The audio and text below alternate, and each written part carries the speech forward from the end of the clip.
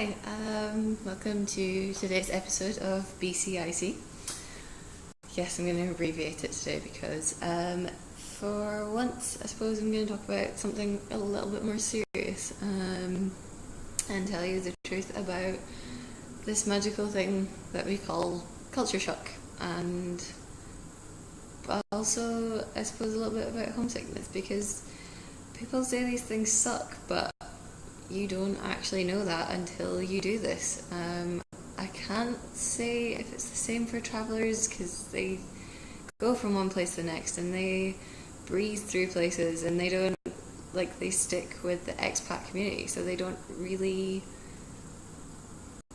I don't know, I don't suppose that they get the full experience of it all, like actually living somewhere different and realising that you don't know the language and that you can't communicate with people on the same level that you can in your own country. So yeah, it's awful. Like, truthfully, culture shock is awful, and you don't understand that there are stages to culture shock. You think that you're going to be fine, that you ate enough Chinese food, experimented enough with the food when you're in your own country, but it's totally different. You know, the food here is just, it's beyond anything that you can imagine at home, because you translate things to fit what is in the country that you're in. So Chinese food here is, if anything, the complete opposite to Chinese food at home.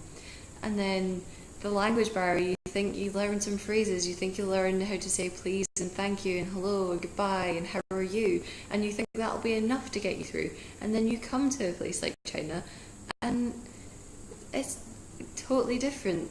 There is no need for manners. People are more surprised if you say please and thank you. You highlight your difference and your lack of understanding for someone's culture because you're using manners like you would in the UK.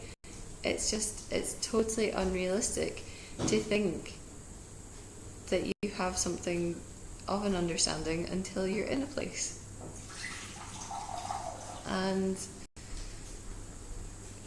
culture shock is horrible. It's really hard. It's not fun.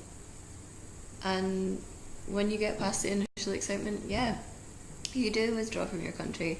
You do miss food from home. You do miss seeing things like bread. I mean, bread here is totally different to bread at home. It's always sweet. Like, you know, you can think, oh good, I'll get some bread for toast in the morning. It's not the same. You know, things that you think should be sweet or savoury and things that should be savoury or sweet.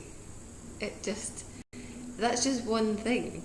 You know, there's no, like, just cartons of milk. There's no, like, I don't know, like, packs of ham or, like, stuff like that. And I know that I'm going on about food, but these are the things that you'll notice and the things that you'll miss. And, like, I miss things about Edinburgh. Like, I miss everything being so close. I have to take a bus for like 15 minutes to go to the nearest supermarket, whereas like before I could walk 5 minutes up the road and there was like a Tesco's or something. That's just not what it's like here. It's strange to get used to something that's on such a larger scale. Like, the province that I'm in is the size of the UK, and that's just population size. That's not even like land mass. I'm actually pretty sure that it's bigger than the UK land wise. And China spreads over five different time zones, and it only uses one.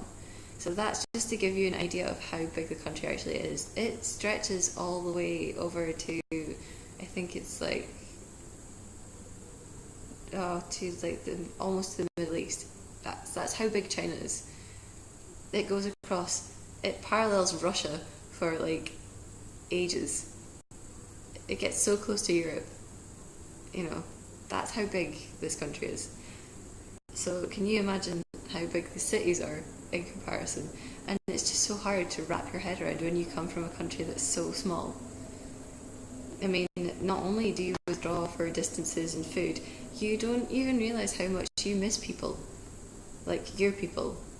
you say goodbye to your friends and your family and you think, oh, I'll be okay. I moved out of home when I was 17, it'll be fine. It's not going to matter that much, it's not going to be that big a deal, but it is. It's a huge deal. And you can say that you're not going to miss people that much, but you do.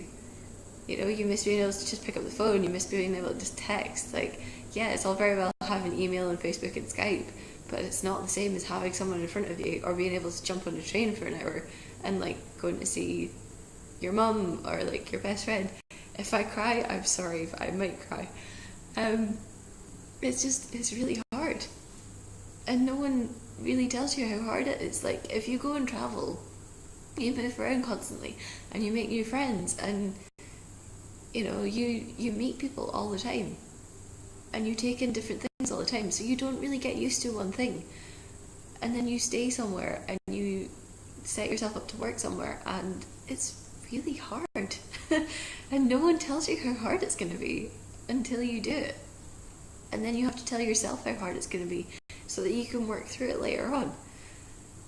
So at the moment, I think I'm at what they call the second stage of culture shock, which is withdrawal, and I'm trying really hard at the moment to adjust. And it's really, really, really, really hard.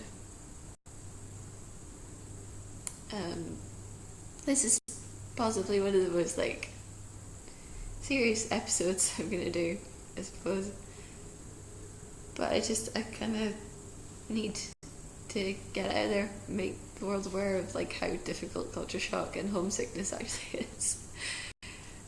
Because you think, you think it's not going to be that hard. And there is this whole thing where you could get caught up in the expat community, but there's not much of an expat community here. You don't see familiar faces, you don't really have anybody but the person that you're placed with to help you get through. And it's really hard to rely on just one person because they don't deserve all of the shit that comes with something like culture shock, and they're going through it too. So how do you balance getting yourself through and helping someone else through?